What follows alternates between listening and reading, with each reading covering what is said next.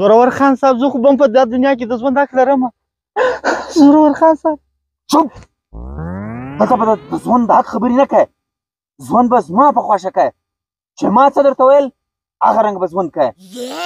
زورور خان صاحب زما ګناه څه ده؟ ته خو زما ته زما ګناه راوښه. ته غریب یې. ته غریب رنګه اوسه. چې ما راغوښتې څه مه به درکول هغه به ته کوې. خپل حیثیت وپېژنه. دلته زما راج دی. زما په راج کې به د مرۍ رنګه اوسې، د غلام رنګه به اوسې. زورور خان صاحب زه وکړم څه؟ ته له ما څه غواړې؟ زه ستا کوم امر پر ځای کړم.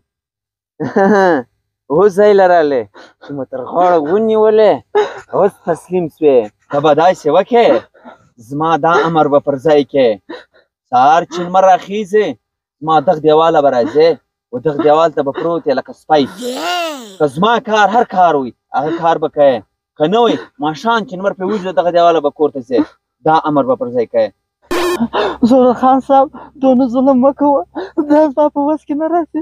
زه هم کور لرم او ژوند لرم. دونه ظلم مه راسره کوه چې زه قانون نه لاړ شم. ته ورسه دا ستا قانون له. دا قانون بیا په ما څه کوي؟ قانون زما مرسته وکړه. زما مرسته وکړه قانون.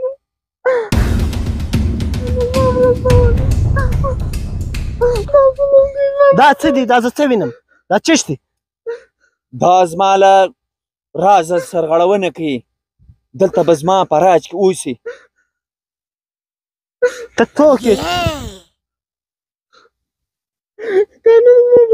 ولې دا سرغړونه کوي؟ د چا ظلم کوي؟ غریبه خپل حیثیت وپېژنه. ستا زړه څه خوشمستي غواړي؟ څه شی غواړي ستا زړه؟ زه خپل ژوند کول غواړم. زما مرسته وکړه. د چا مرسته دې وکړم؟ دا ظلم کوي. قانونه د خوله وربنده کړه. زه هغه قانون نه یم چې د مظلوم مرسته وکړم. زه هغه قانون یم چې د زورور مرسته وکړم. پوه شوې؟ غواړه ولسوال غواړه ولسوال.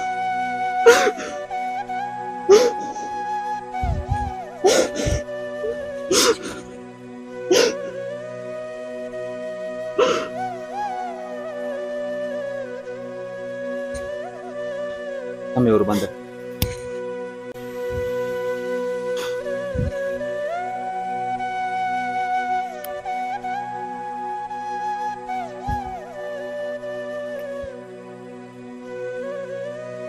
زما مرسته وکړه.